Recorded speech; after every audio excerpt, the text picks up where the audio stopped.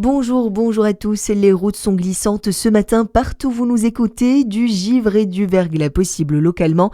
Les risques d'accidents sont élevés, soyez très vigilants évidemment. Un chasseur hospitalisé après un accident dans le Jura. Les faits se sont produits à Petit-Noir dimanche, non loin de Dole. Un homme de 59 ans s'est tiré une balle dans la main gauche avec son propre fusil. Selon les premiers éléments, une branche coincée dans l'arme aurait provoqué le départ du coup. Touché par une balle de calibre 12, le chasseur a été évacué vers l'hôpital de Besançon. Deux chiens mordeurs toujours sous contrôle. Les deux américaines bullies responsables d'une attaque au Plessis le 21 décembre n'ont pas encore été évaluées. Après avoir mordu une femme et son neveu, les animaux sont au refuge de Mont-sous-les-Mines. L'expertise obligatoire déterminera leur dangerosité et pourra conduire à l'euthanasie si le niveau 4 est confirmé.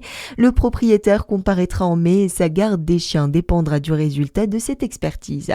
Dans le reste de l'actualité, il doit s'exprimer demain pour ses avant-derniers vœux de son quinquennat. BFM TV dévoile aujourd'hui les contours du discours d'Emmanuel Macron pour la fin d'année. Le président souhaiterait ainsi axer son propos sur la lutte contre le pessimisme et notamment le French bashing, alors que selon un sondage Ipsos publié hier, les Français sont particulièrement pessimistes pour l'année 2026. 6 personnes sur 10 pensent que l'année sera pire que 2025. C'est un délit. Désormais, rouler 50 km/h au-dessus de la limitation peut vous valoir de la prison. 3 mois ferme et 3 750 € d'amende. Une mesure qui ne va pourtant pas assez loin selon le vice-président de la Ligue contre les violences routières.